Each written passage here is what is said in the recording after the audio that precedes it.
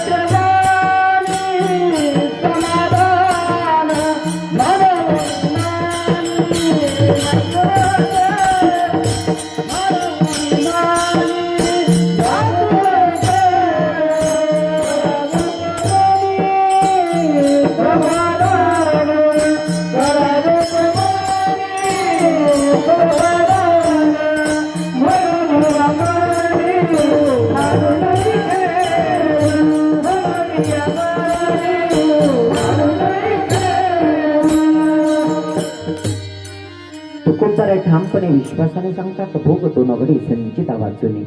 तर पुढे जाऊन म्हणतात, करावे ते म्हणे समाधान. भोग तो नगडे संचिता वाचुनी, करावे ते म्हणे समाधान. आता समजा एखाद्या माणसाचं जीवनामध्ये संकट आलेलं आहे. तुकोबरांना सांगतात, तुकोबरा जीवनामध्ये संकट आलेलं आहे, भोग भोगावाचा लागतो, इथपर्यंत आम्ही मान्य करतो. पण तुम्ही पुढे जाऊन म्हणतात, भोगतो न घडे संचिता वाचून, अजून म्हणतात करावे ते म्हणे समाधान. जर संकट आलं तर संकटाला तोंड देत असताना तुम्ही अजून समाधानी जीवन जगायला सांगतात, आनंदात जीवन जगायला सांगतात. ते कसं शक्य आहे? एखाद्या व्यक्तीला विंचू चावलेला आहे आणि विंचू चावलेल्या व्यक्तीला सांगायचं, दादा आमच्याकडे गुलाबजामुन बनलेले आहेत, खातो का? कसं वाटतं महाराज? कसं वाटतं ऐकायला? तो म्हणून तुझ्या गुलाबजामुनला काय राखेल होतायचंय का? मला काय त्रास व्हायला ते बघतोय का? नाही का? म्हणून संकटामध्ये तुम्ही असं म्हणताय की करावे ते म्हणे समाधान. का कसं शक्य आहे? मग शक्य होईल. तुमच्या परमार्थामधलं एखादं उदाहरण सांगा, म्हणजे आम्हाला पटलं पाहिजे. तर तुकोबरा काय सांगतील माहित नाही, पण रवी किरण महाराज हो तुकोबरांच्या पायाची धूळही नाही, पण तरी सुद्धा प्रयत्न करतो त्या विषयाला स्पर्श करायचा. कुरुक्षेत्रावर युद्ध चालू होतं, लक्षपूर्वक ऐका. कुरुक्षेत्रावर युद्ध चालू आहे. चालू युद्धामध्ये अभिमन्यू मरण पावले. अभिमन्यू मरण पावले. पांडव रडतील यात विशेष नाही, बोलू नका. पांडव रडतील यात विशेष नाही, पण कौरव रडत होते महाराज. वास्तविक पाहता कौरवांना पांडवांचा वंश संपवायचं होतं. त्यांना तर आनंद झाला पाहिजे की नाही, पण कौरव रडत होते. म्हणजेच याचा अर्थ असा आहे की अभिमन्यूचं जगणं कसं असेल, वागणं कसं असेल, नाही का? आपल्या रडतील यात विशेष नाही, पण दुश्मन रडत होते. आणि सुरुवातीला सांगितलं जीवन जगणं असंच असलं पाहिजे. आपल्या रडतील यात विशेष नाही, दुश्मनाच्या डोळ्यात अश्रू आले पाहिजे, याला म्हणावं जीवन जगणं, नाही का? नाहीतर उगाच जगूनच फायदा नाही. मी एक गीत ऐकलेलं, ते गीत कवीने लिहिलेलं, ते काय संतांचं लिहिलेलं नाही, पण प्रमाण गोड आहे. ते लिहिलेलं एवढं भारी आहे ना, त्याच्यामध्ये खूप शिकण्यासारखं आहे. मला वाटतं ते निरंकारी बाबावाले म्हणतात ते भजन, मी नेहमी कीर्तनातून म्हणतो. हो, ते भजनाचे बोल असेल, हरी तुला मानवाया ठाई, जन्म पुन्हा पुन्हा नाही, बहुमोलाचे लाभले जीवन, बहुमोलाचे लाभले जीवन, मानसा तू माणूस बन, मानसा तू माणूस बन, मानसा तू माणूस बन, मानसा तू माणूस बन, मानसा तू माणूस बन. भारतापायी मागविला इथे तू आतंक, माणसाच्या धर्माला तू लाविला कलंक, माणसाच्या धर्माला तू लाविला कलंक. असे परी नव्हे तुझे चरण, असे परी नव्हे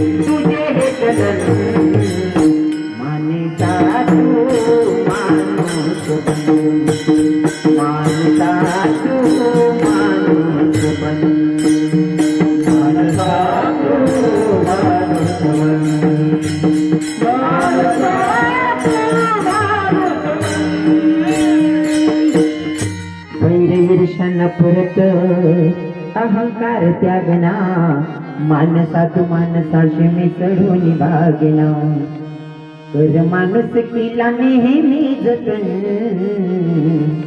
कर माणूस किला नेहमी जतन मानसा तू माणूस बन मानसा तू माणूस बन मानसा तू माणूस बन. नाही का जीवन जगत असताना असं जगायचं. आपल्याला नाही साहेब होता आलं, नाही कथाकार होता आलं, नाही कीर्तनकार होता आलं तरी चालेल, पण माणूस बनून जन्माला आलोय तर मरताना सुद्धा माणूस बनूनच मेलं पाहिजे, तरी सुद्धा जीवन सक्सेस झालं समजायचं. तर बऱ्याच लोकांना ते जमतच नाही, नाही का. आमचे बरेच महाराज लोक सांगतात, मी कधी सांगत नाही पण विषय आला म्हणून सांगतो. हो, सगळे प्राणी बनवत असताना असे आडवे बनवले, फक्त एकच प्राणी असा बनवला तो म्हणजे मानव, उभा बनवला. तर जेवढे आडवे आहेत का ते सरळ जातात आणि ज्याला उभं बनायले तेच आड चालत.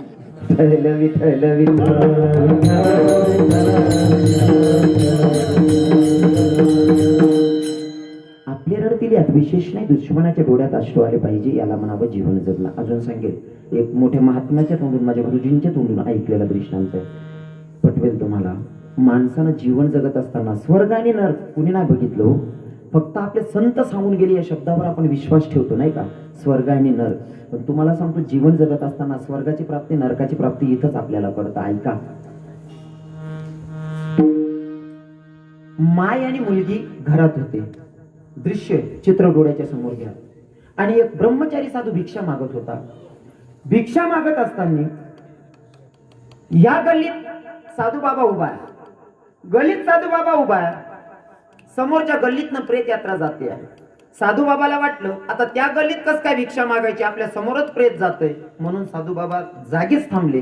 पण बाजूच्या गल्लीमध्ये एक बाई बाहेर आली, तिने बघितलं प्रेत यात्रा चालली आहे.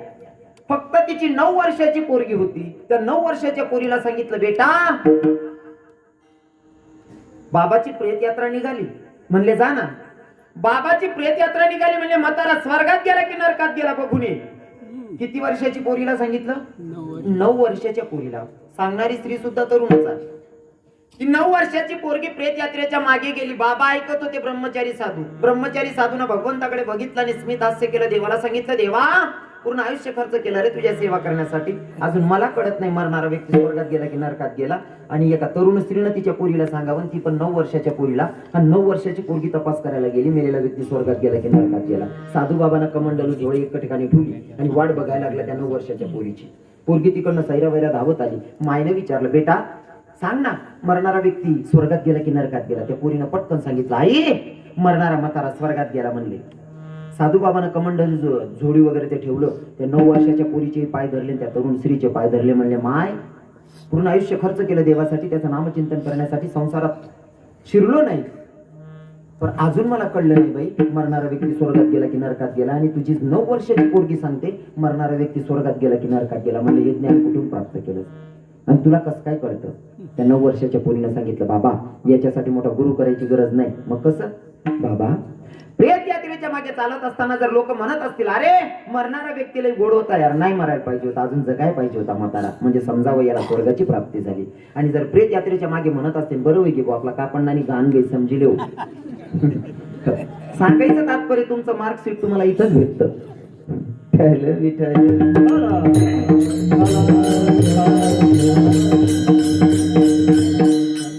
अभिमन्यू मरण पावला, पांडव रडत होते. यात विशेष नाही कौरव रडत होते. महाराज पण ऐका ना, पांडव रडत होते, कृष्ण भगवंत एका कोपऱ्याला उभे होते. धर्मराजानं कन्हैयाकडे बघितलं, कन्हैयाला सांगितलं, कन्हैया अरे हमें इतनी ताकत नहीं कि हम जाके सुभद्रा को बता दें कि भाई तेरा लाडला हमें छोड़ के चला गया, कन्हैया हमारा थोड़ा सा काम कर देना. बोले क्या भगवान? काय करायचे म्हणले धर्मराजा. धर्मराजांना सांगितलं, फक्त सुभद्राच्याकडे जा आणि सुभद्राला जाऊन सांगा तुझा ऐकुलता एक पोरगा तो आपल्याला कायमचा सोडून गेला. कृष्ण भगवंत म्हणतात, हा संदेश तुम्हाला सांगावा लागेल. कृष्ण भगवंत निघाले, पण मनामध्ये नको तसले प्रश्न यायला लागले. जर मी सुभद्राला सांगितलं, सुभद्रा तुझा अभिमन्यू मरण पावला, असं जर सांगितलं, सुभद्रा स्वतःची केस तोडेल, गचंडी धरेल माझी, मला मारायला उठते, काय करेल आणि काय नाही, भरपूर प्रश्न मनात उभे होत होते. महाराज भगवंत इथून निघाले, विचार करता सुभद्राला सांगायचं तुझा ऐकुलता एक पोरगा मरण पावला. आता सुभद्रा काय करेल काही सांगता येत नाही.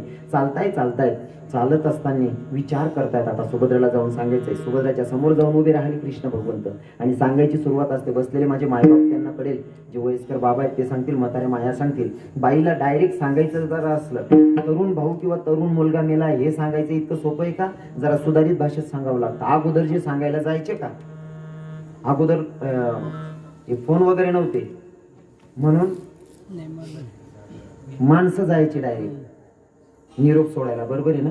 पण तो निरोप सोडणारा सुद्धा हुशार पाहिजे बरं. तो इतकं भारी सांगायचा, बाप जर मेला ना पोरीला असं नाही सांगायचा बाप मरी घ्या बहीण, म्हातारान तब्येत सिरियस शे, म्हातारान सांगेले मन अंडेल या भुशे वडली वेळेस मन अंडेल डोळ्यापर्यंत एकसू आणि मग जीव सोडसू. म्हातारा मर जायला आहे बरं, फक्त धक्का नको बसायला, बरोबर आहे ना? हा,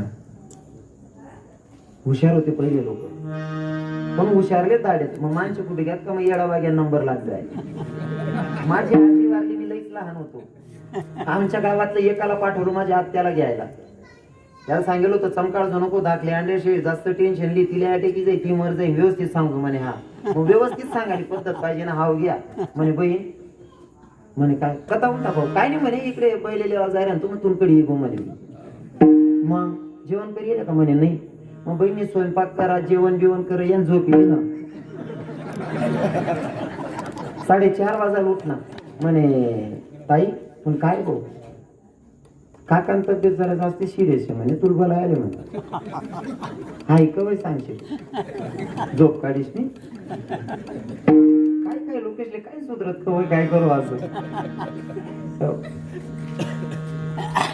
सुभद्राच्या जवळ गेले आणि सुभद्राला जरा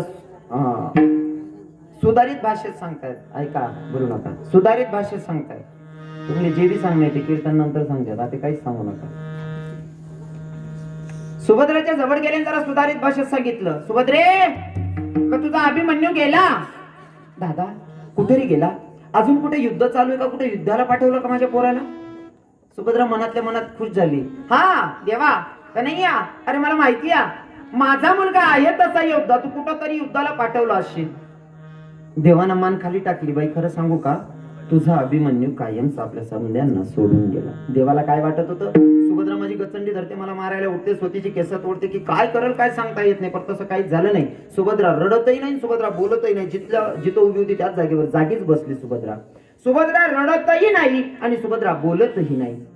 देवाला वाटलं एखादी गोष्ट जर बाईच्या कानावर पडली तिच्या डोळ्यातून अश्रू निघायला पाहिजे. जर का बाई रडली नाही, सुभद्रा रडतही नाही आणि बोलतही नाही.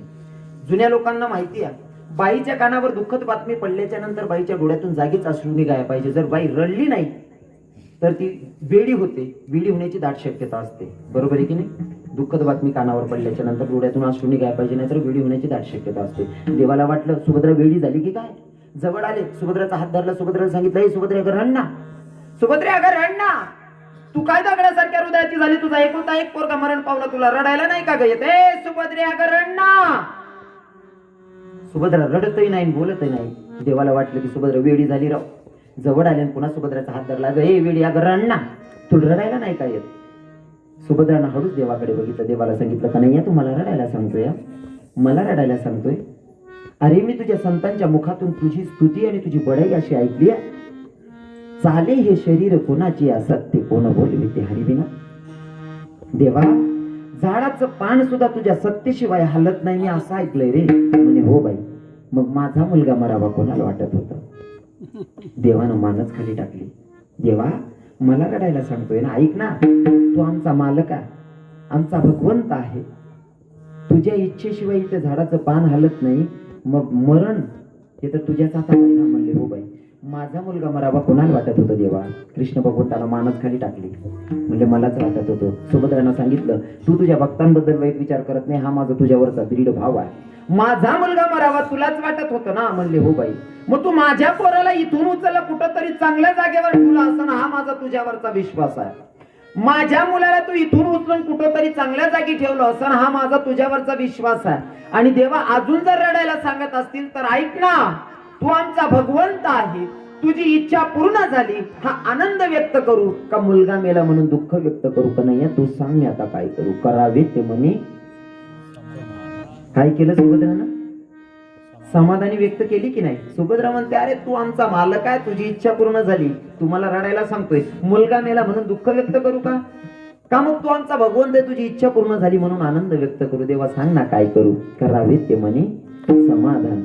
मग साधकांनी सांगितलं, ठीक आहे आम्ही समाधानी जीवन जगायला तयार आहोत, पण तुकोबर आहे आम्हाला सांगा ना, जीवनामध्ये जर एखादं संकट आलं, संकट आल्याच्या नंतर त्याच्यामध्ये निघायला काहीतरी मार्ग सांगा ना. तर तुकोबर आहे म्हणतात, जर जीवनामध्ये काही संकट आलं ना, तर एकच करायचं काय, स्वतःच्या मनाशी संवाद साधायचं, जगाच्या मालकाचं म्हणजे त्या गोविंदाचं भजन करायचं, अभंगाच्या द्वितीय